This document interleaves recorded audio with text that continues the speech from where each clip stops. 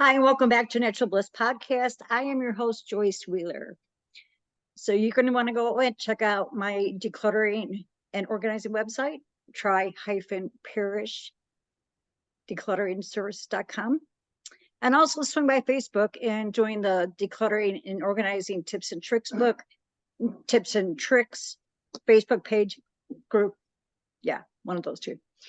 But the and is the symbol for and. It's not actually the word. So you're going to want to go ahead and check that out. So my guest today is Adam.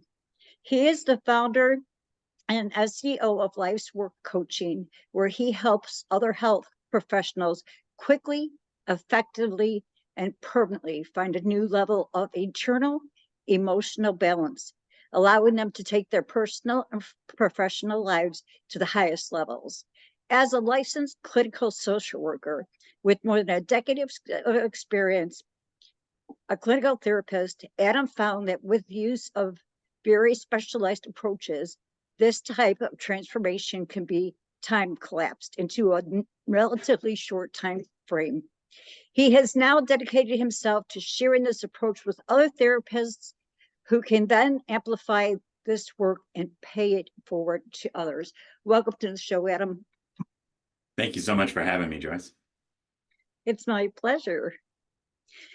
So tell me about this unique approach that you have. So as a psychotherapist, obviously I was trained as a clinical social worker to do a lot of different things: cognitive behavioral therapy, narrative therapy, a lot of different approaches. Through my work as a psychotherapist and just through living my life, I came into a couple of different approaches over the years to learning to let go. And that's really the fundamental aspect of the work that I do is about letting go. We as humans are sort of collectors of things. and so the more we get good at the practice of digging things up and letting them go, or in real time, learning to let things go, the less we clutter ourselves up, to use your vernacular, right? And we do, and we clutter ourselves with these things. So if we have really intense emotional experiences, say, and we just can't deal with that at that time, so we set it aside to deal with later, or we just sort of muscle through it and stuff it down and move on, right? That clutters us internally. And so my work focuses on two main influences. First of all, even though I'm a licensed clinical social worker, I'm always gathering new information, and new certification. So I found one night, seemingly randomly, but life is never really random. I found a practice called the Emotion Code. It was developed by a naturopathic doctor and chiropractor named Dr. Bradley Nelson. And it totally revolutionized my life. I just couldn't even believe that the approach was so simple, yet so effective and permanent. And I just couldn't believe that what I had stumbled upon. And that built off of another major influence of mine, which is Dr. David R. Hawkins. He's a medical doctor and a psychiatrist. At one point, he actually had the largest and most successful psychiatric practice in North America. One of his seminal books, which is the last book that he wrote, was a book called Letting Go. And just it emphasized the importance of not holding on to things.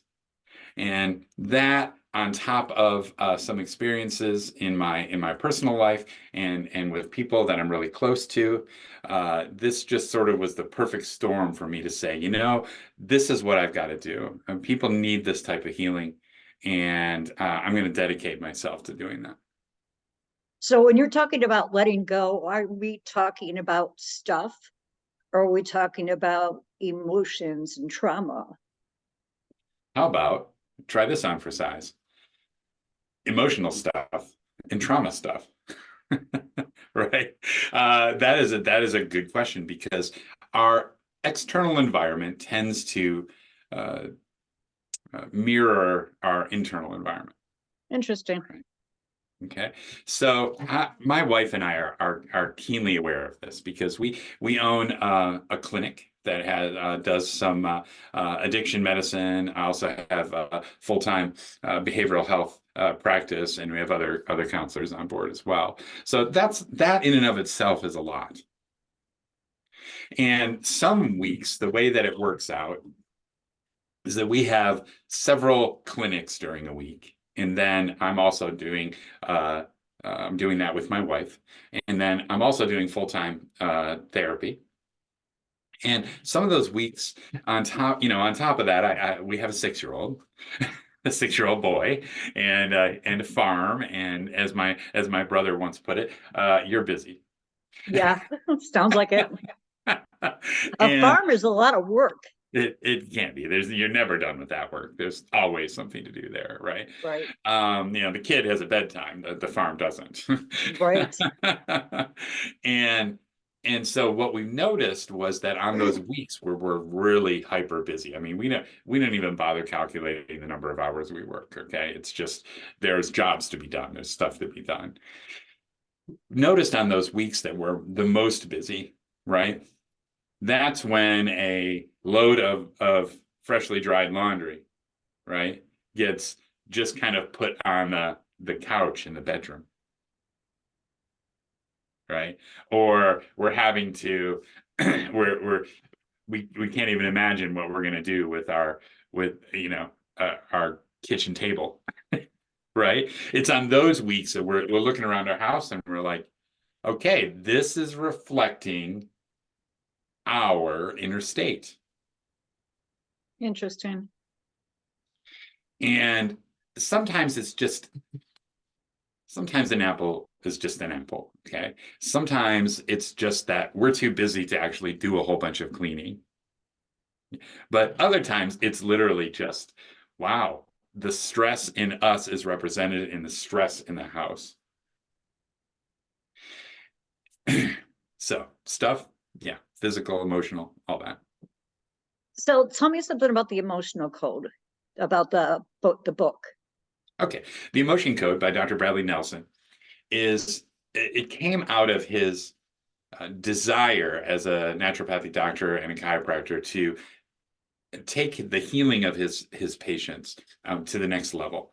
So he prayed and he prayed and he prayed on it, and what came to him was a pretty stark realization about how we trap emotions in our body.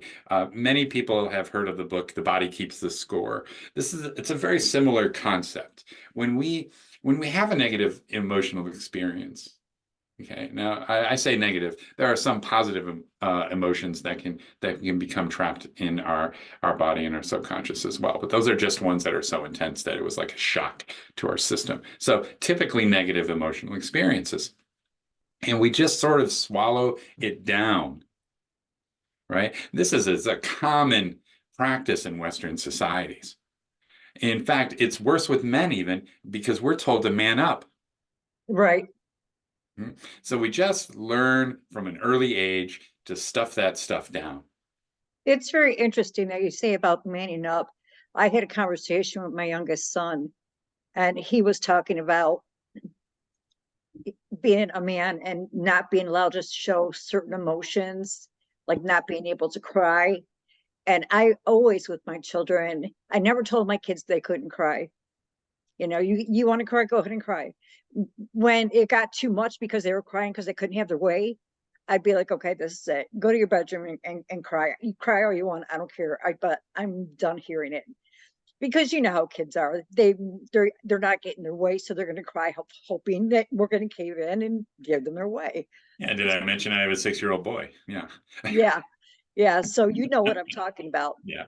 But it's just something that I found out through by talking to him that society had more of an impact on him than I did, which Yes. to me was very disheartening. Yeah, that is exactly where I would have gone with that. That's exactly it. And so there are macro forces at work here, very big forces. In fact, it seems to me in my work, all of civilization has been designed to sort of get us off our center point of power. And so there are a lot of influences. Schools, churches can be controlling and toxic that way. Families can, extended families, friends. I mean, it's like it's everything. Jobs. And Well, see, this is the thing. He was homeschooled, Mhm. so he didn't have the peer pressure, and he was a introvert. So he didn't have a lot of friends. So I'm like going, where did this come from? We did go to church. He did belong to, the youth group. And there was a program at the library that the boys used to go to. But I mean, not that I was trying to protect them from anything, but just knowing what little time he spent away from me, how, he was affected by this social thing that men are supposed to cry. Let's call it a social contagion. Ah, okay. Let's kind of call it what it is, right? And so, like I said, there are a lot of big forces at work that tell men to stuff their emotions down, right? And I'll tell you a little bit later in this interview, a little bit about the stuff that I find in people. Okay. Because the emotion code process was so brilliant because it utilizes a technique that's little known and little practiced in the world called applied kinesiology or muscle testing. It's using this body's central nervous system to see how it responds to certain stimuli, right? The body, we all know when we're talking to somebody who are really resonating with their message, we'll kind of lean forward into it. And when we're really not resonating with that, it just seems like a bunch of bunk, right? We're kind of repelled by it. Right. That is our central nervous system working. Okay. And in muscle testing, we call that as the sway test. Okay. So Dr. Bradley, here's Dr. Bradley Nelson, right? And he's on this video called E-Motion. It's on the Gaia channel on Amazon Prime. And it got my attention because it said emotion. I was like, oh, I'm a therapist. Like that's emotion. It's like energy in motion. Yeah, I get that. What's this, right? That's that kind of random how I found this, right? There's nothing random. And so Dr. Bradley Nelson is they finally get to him because on the Gaia channel they tend to, their documentaries all tend to have the same like 6 people, and they talk about things in the beginning and then they finally get to the good stuff. So Dr. Bradley Nelson comes out and he says, okay, so we have these negative experiences, and instead of having a healthy relationship with emotion, right? Which is creating the vibration, feeling the emotion, getting the message, and then letting it go, releasing it, dissipating that energy. He says we tend to stuff that down. Well, it doesn't go anywhere, right? We don't have some external hard drive. We don't have some cloud that we can store this in. Oh, damn. I know it's true. I was like, yeah, that's it, right? So the body keeps the score, right? So we stuff that down. We tell our subconscious, go ahead and just store this for later, right? And then it sits there in our bodies and it causes all kinds of mischief in our bodies. It doesn't stay put because it's not in the nature of energy to stay put. Right. And so that can lead to all sorts of diseases and physical problems, mental, emotional problems. And then so he said what we do is he created a tool. It's got 60 commonly trapped emotions on it. And you use muscle testing and a strong intention that's written out to have the subconscious itself bring up and let you know what it is that's trapped, that's ready to be released. And then you go into a simple releasing process, and it can be very, very profound in its effects. And why is that? Because it stops things from happening that had been chronically happening. Right. Because that energy won't just sit there. Because that energy, that emotion has associated with it any number of triggers. Okay. I mean, the most ridiculous triggers you could imagine, right? Like, I mean, the color of the paint on a car, The okay? smell of something.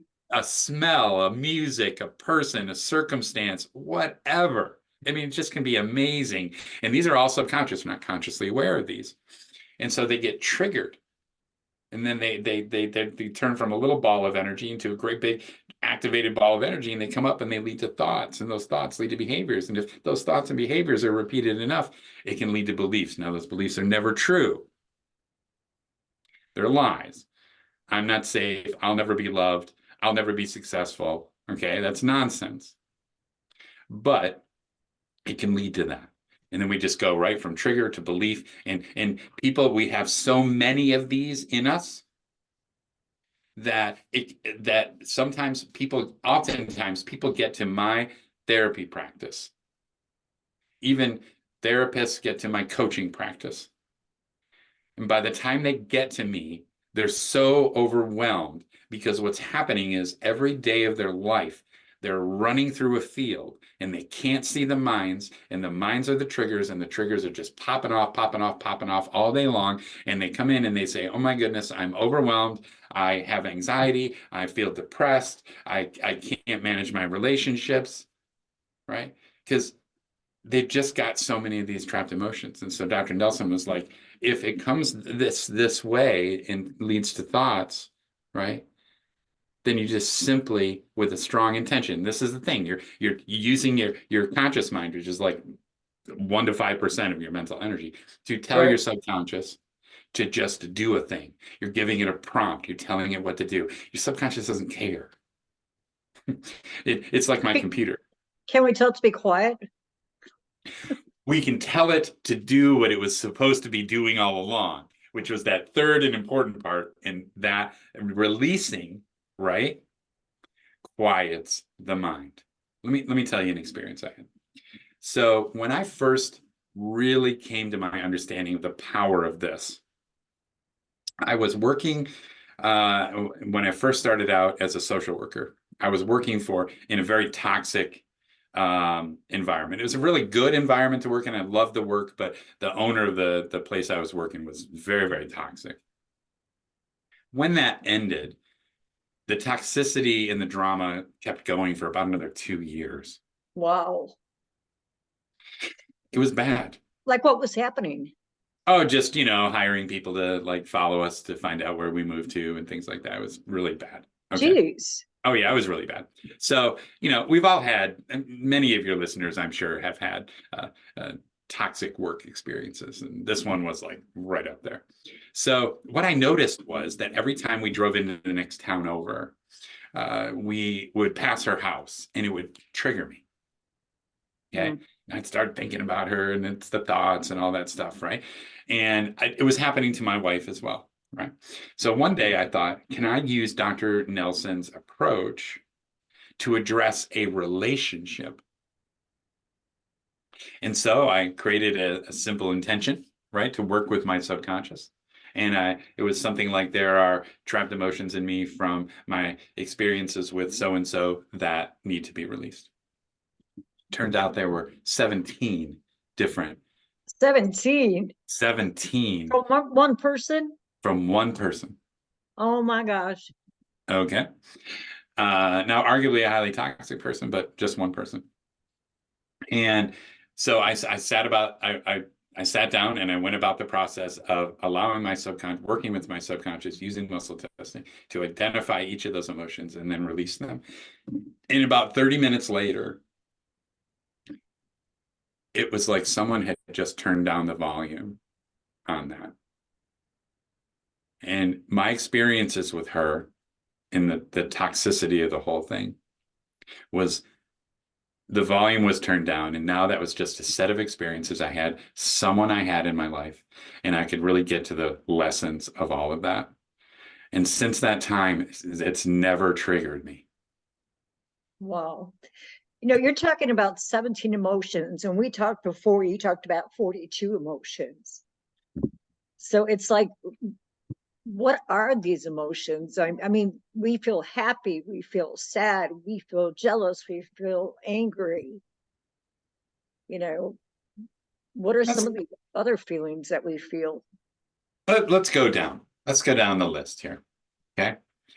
Um, Anxiety, nervousness, worry, despair, helplessness, hopelessness, resentment, bitterness, um, longing. Longing all often comes up from toxic relationships, where we really were in a state constantly of longing for that relationship to be different. Longing is one of those ones where a lot of the work that I do with people is addressing their primary relationships, mom, dad, right? And maybe during the bulk of the childhood, that dad was an alcoholic, right? And that child, who is now an adult, still has that trapped emotion of longing for that relationship to be different. Gotcha. Some other ones: humiliation, jealousy. Um, Oh, so many different emotions. So Dr. Nelson, through the use of kinesiology, broke it down and deciphered it down to and confirmed that there are 60 commonly trapped emotions. And Wow. and those 60, I know, right? Those 60 trapped emotions represent really a lot of larger emotional clusters. Okay. It's just that the subconscious seems to be able to use these 60. But yeah, there are a lot of them. Betrayal, Uh, right? Conflict. Um, so many different emotions. Um, there's insecurity, mhm. right? There's creative insecurity, which often shows up as a writer's block or really an inability to figure out like a path forward in an area of your life. There's so many different emotions that the human being is a remarkable and amazing Right. creature, and we are Yes, we are. extremely complex, Yes, we right? are. And when most people, like you said, when most people say, I mean, there's common emotions: it's happy, sad, hungry, tired, right? Yeah. Frustrated, angry, right? Um, Jealous. yeah, just, like people have, let's just say, less than 10 that we work off of, for the most part, that we can name. And Gotcha. I, I never thought we had so many emotions, but when you started going through them, I was like, oh my gosh, he's right. Yeah, we do. We have a lot of emotions. And to think that that a lot of those are stuffed inside of us. And like you were talking about the triggers, and the body remembers. So like we were talking earlier, you smelling something, seeing a certain color, seeing a certain shape can trigger that, you know. And tell me if I'm wrong, but sometimes we might not even know why we're triggered. I would say most of the time. I would say the majority of our experiences interacting with our trapped and repressed emotions from past negative experiences, we're not aware. Let me give you an example. So it's commonly understood that we are empathic as human beings. We pick up on the emotions of other people, right? Right. Which then can create a sympathetic vibration in us, and we can feel it, which means we can stuff it down, which means we're talking about that contagion factor. Okay. So picture this. There's a 28-year-old man sitting in the lobby of his primary doctor's office. And he's sitting in the lobby, and this lobby, like much like my office, is full of plants, right? So he's kind of looking around, looking at the plants and stuff. And all of a sudden, he starts feeling a little anxious. All of a sudden, he's in a full-blown panic attack, right? He's like, whoa. And almost universally, my clients will say, my panic attacks come out of nowhere, right? Right. Out of nowhere. I didn't see it coming. So the panic attack kind of subsides, and then the nurse comes out to grab him, and he walks in there and he says to the doctor, he's like, I just had this crazy panic attack in your lobby. And the doctor is like, oh, well, let's see, ask 5 questions, right? And then says, oh, well, you have a panic disorder. Here's some Xanax. Okay, now get on with your yearly exam. But it turns out with that client, right, that when that client was 8 years old, so 20 years prior, he had gone on this 2 week time of their life vacation with his mom.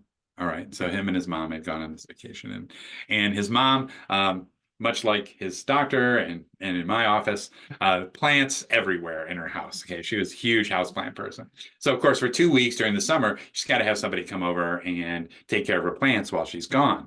Right. So they walk in the house after this 2 week time of their life vacation, and mom walks in and is like, "Oh my goodness, like half the plants are dead, right? The other half, it's questionable." All of a sudden, the mom's like just panicking, going around grabbing the water, pouring water in, trying to save the ones that are savable, right? And this little kid, he doesn't know. He doesn't know what to do with that. His mom's like panicking, freaking out. Right.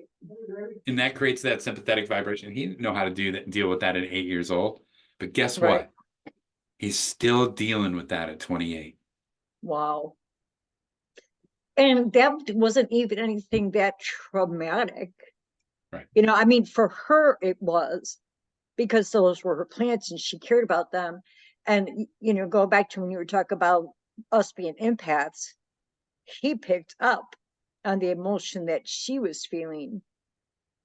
Yep. And because it was traumatic for her, it became traumatic for him. Because it ended up, when he got to the feeling part, right, created that sympathetic vibration. When he got to the feeling part, eventually he just was like, ugh, ugh, right? He just kind of stuffed that down. He didn't get to that third and healthy spot where you're releasing that emotion. And so 28 years later, another case of panic. And I like to talk about panic disorders because it's the thing that vexes people. Anxiety and panic disorders are they're in a lot of people. Okay. More people come to me for anxiety than anything else. Okay. And I think too, there's different levels. The more I've matured, I've noticed, great example, I was doing an event, a local event in town, and it's about a 10-minute drive from my house. I wanted to be there at 8 o'clock. I didn't have to be there at 8 o'clock, but I wanted to be there at 8 o'clock. And I'm looking at the clock, and all of a sudden my heart starts racing.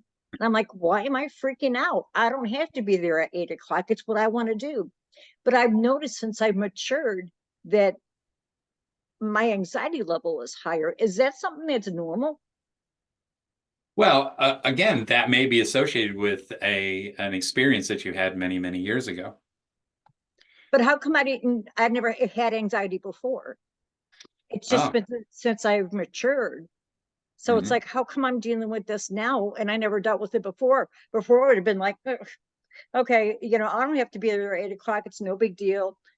And I wouldn't have had that body reaction. I would have just, you know, again, I get there when I get there. And I kept telling myself that I was doing some breathing, trying to like calm myself down, and it really wasn't working a whole lot. And I was just like, ugh. So you're saying that even though I didn't have it earlier in life, that I still might have some kind of trauma to where I'm experiencing it right now? Joyce, it could have been when you were 36, right? It could have been at any time. And that's one of the things that is great about the emotion code in using muscle testing and applied kinesiology is that if we need to, right? If someone's 55 years old and an emotion comes up in our work and they're like, I don't know, like, what can we find out more about that, right? We can use muscle testing to actually just find out what age that was first trapped at. Wow. Okay. So sometimes people will say like, oh yeah, that's when my drinking was really bad, or that's when my husband died, or Interesting. Mhm. So they could be tracked to a specific time period in your life. Oh, and most of the time you name an age and people will be like, oh, that totally tracks. This is what was going on then. Well, it's like you said 36. I don't remember what was going on when I was 36. I know I was Yeah. living in Chicago. I had 3 kids. Uh-huh. I was married. I know that. Anything else? I couldn't tell you. Yeah. So typically when you already have the name of the emotion, it's easier to track that. It's easier to find it. Gotcha. Okay. So I'll give you another example. This client came to us in our Suboxone program. It's an opioid replacement therapy that we do. He came about 12 years ago, and he had a wicked opioid addiction. Okay. This fella was using, he was in his mid 30s or early 30s, and he was using a minimum of 30 methadone 10s a day. Oh Okay. my gosh. Now that's enough to like euthanize half of my horse herd. Okay. I mean, it's a lot. And he was using that every day. And that was just to stay out of withdrawal. Okay. So he had a raging addiction when he came to see us. So we stabilized him and got him into therapy. And when I found the emotion code, I thought, hey man, why don't we just see what that brings up? Right? The first emotion that came up was panic.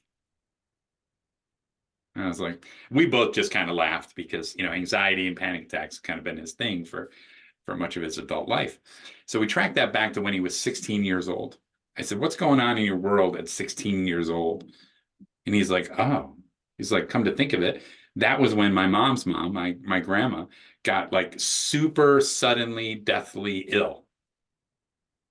And he said, my mom's response to it and my grandmother's response to it was sheer and utter panic. And this went on for like a year, where his mom would travel down to Indiana, take care of her mom, right? And there'd be a lot of panic down there, and then she'd bring that panic back, and occasionally she'd grab him and bring him down there into the little soup of slurry of panic, right? And this went on for a year. Wow. Now this client of mine was a very empathic person. He's a very highly sensitive person. So what ended up happening was, after this was over, he developed a panic disorder. Mhm. And then he developed a generalized anxiety disorder because he didn't know when the panic attacks were going to happen. And so when this came up, like I said, we both had kind of a good laugh about that because that's kind of been his thing, right? And so we released the emotion, right? Because, How did you release the emotion? well, first of all, everything about the emotion code experience is a very intentional thing. Okay. So it Okay. all revolves around intention. Okay? So it's actually very simple. Since the energy of a trapped emotion that is triggered, for lack of a better word, travels up the governing meridian in the body, up this way to thoughts. Okay. This is why when therapists tell people, well, if you just control your thoughts, you can control your emotions. Right? Not Right. really quite true in this case with trapped and repressed emotions. So what you do is you just tell your subconscious. Remember, your subconscious is a lot like my laptop here. It just takes prompts. It just takes instructions. It doesn't really have an opinion about it one way or the other. Okay. It's very good at following instructions. So you give it the instruction to go ahead and release this trapped emotion of panic. Okay. And then you literally go, you reverse it.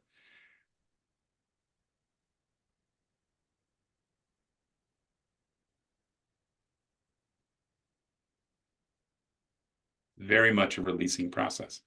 So are you holding an intention that that emotion is gone? Then we were releasing it. Remember, the third and healthy part of a relationship with emotions is you release that emotion. You let it go. You dissipate that energy as though you had just walked across the carpet in your socks and touched someone. Gotcha. Okay.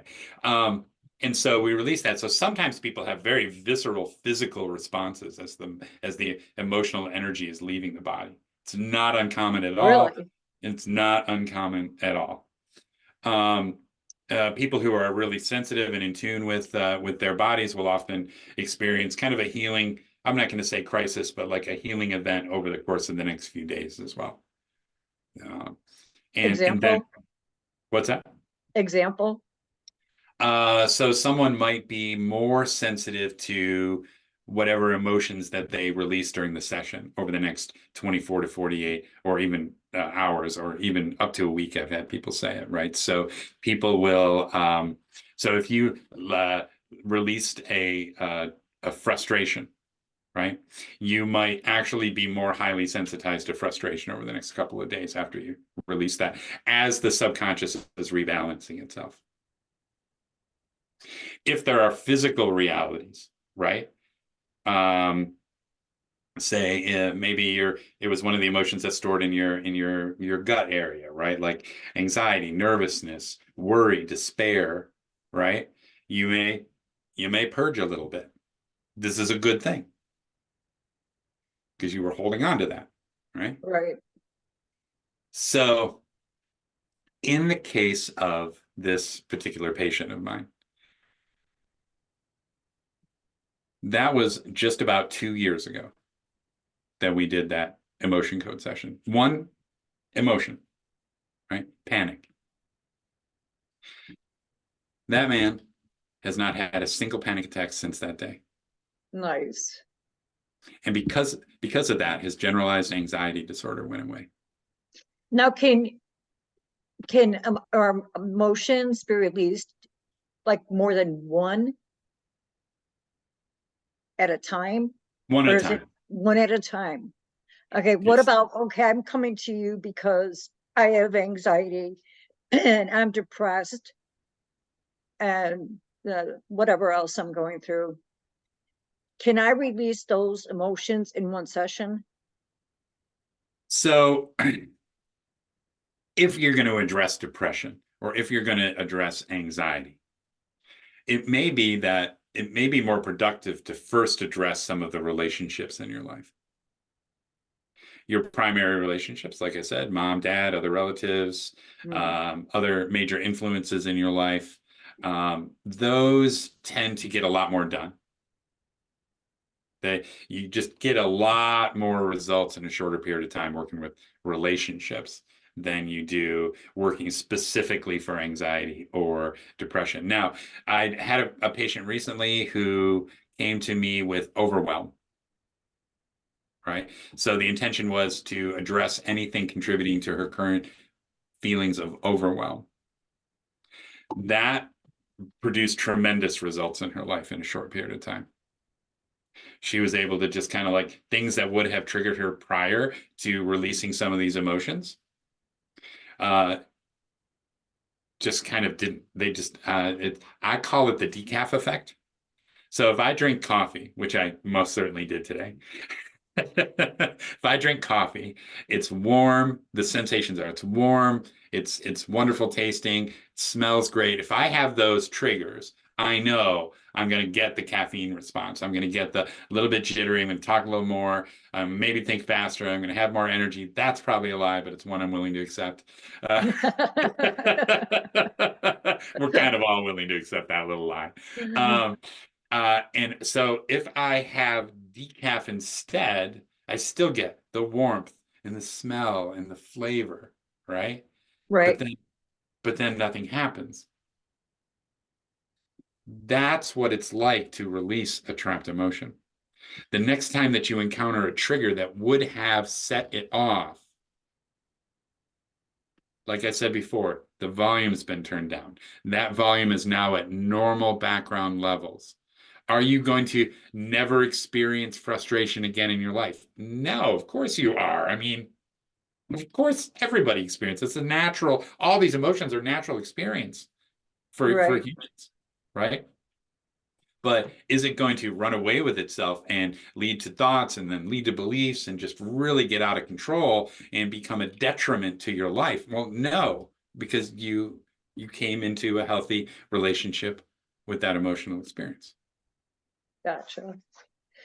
So even though we dealt with that emotion, it can't come up again but it's not going to affect us like it did before when it was trapped. Is that correct? Yeah, you're still going to experience frustration. We'll all have moments of helplessness. We'll all have moments of anxiety in our life. But That's is it possible that if something traumatic happens, that emotion can again be stuffed down inside? oh, you can do it again. Yeah. And then what you'll find over the course of working with someone over a long period of time with this is you'll find the same emotion, name by name, the same emotion, trapped multiple different times in different scenarios and different situations over the course of someone's life. Interesting. I'll have some that are like actually like common to a person, like overwhelm. Once a person gets overwhelmed, their tendency is to have more overwhelming experiences and more overwhelming experiences, and they'll stuff those down too. So I have one client that overwhelm just comes up all the time in our work.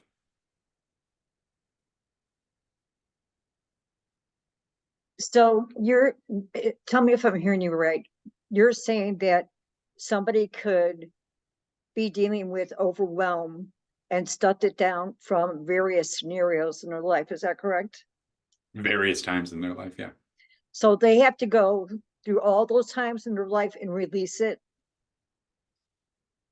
Yes, and that's where again it's helpful in my practice. I found it's helpful to focus on the relationships because you just get a lot more done because that's where we collect the most things. Well, I'm gonna agree with you there, definitely. So you work with people in your office. Do you work with people virtually? Oh, absolutely. I've worked with people from the UK, Nova Scotia, Australia. Do you offer payment plans? Yes. Okay, nice. All right, we're almost at the top of the hour. Is there anything you want to leave the listening audience with? This is very interesting. I think ultimately for your audience who deals with clutter, right? For the audiences that you speak to that deal with that. Remember, the external environment mirrors the internal environment. If there's a lot of clutter on the inside, it will show up in the outside world. And so there's never any substitute in life for doing the important inner work. And then your outer world will also reflect you having done that inner work. When we heal ourselves, what happens is it changes the energy that we put out. Right. So as we change ourselves and as we heal ourselves, we actually, in a sense, heal our world because the energy that we're putting out is a healthier energy. Right, and everything's energy. And everything is energy. That's right. I didn't make that point earlier, but that can't be overemphasized. Every single thing is energy. The air we breathe, the clothes I'm wearing, right? Ultimately, The mouse. The mouse. everything, that's everything, right? When it really, you want to come down to it on a physical level, we're all stardust. Mm, I like that. So being energy beings, that's our superpower, right? Right. Our subconscious is energy, our conscious mind is energy, our bodies are energy, and they love to be in harmony. And so when we do that inner work, we exude that energy out, and it's our gift to the world. Unless it's negative. When we do the healing work, it ceases to be negative. Gotcha. So if people want to get in touch with you, how do they do that? Well, if any of well, let's see, you can go to life's-work-coaching.com. Also, Life's Work Coaching is on Facebook. And I do have an event coming up this week, which I will be doing on a regular basis, introducing therapists and other mental health and health professionals to all of these concepts so that they can amplify their own healing. Because it can be very difficult sometimes for health professionals to find healing when they need it. Right. Right. This is the healing for the healers. So I have that event coming up on May 20th through 22nd, and I'll be doing that about every 4 weeks. So that is one way to find. You can also go and find on YouTube and Spotify, you can find the Loving Our Life's Work podcast, where I interview people who are who want to share stories of triumph and perseverance, and they want to they've actually done the work and they've found their life's purpose, and they come on my show to share the vision of their life's work so that we can inspire others to find and live theirs. I love that. That's beautiful. It is a good time, let me tell you. Is there an email address where they can get in contact with you? Yes, that would be Adam, A-D-A-M, at lifesworkcoaching.com. That's lifes-work-coaching.com. Right. Well, thank you so much, Adam, for being here today. It's been a pleasure. Thank you, Joyce. I really appreciate this opportunity to share appreciate this message of healing. Yeah, I think it's very important that people know about this, because I never heard about it until the first time I had talked to you. You know, so it's just very interesting. And also that, you know, you want to go check out that documentary, E-Motion, that Adam mentioned at the beginning of the podcast, and even go get the book. It'll change your life. Can you one more time tell us the name of the book and the author, please? It's called The Emotion Code by Dr. Bradley Nelson. Thank you. I appreciate it. All right. Yeah, it's been great having you here, and we will be in touch. Sounds good. Take care, Joyce. Bye-bye. All right, everybody. Bye.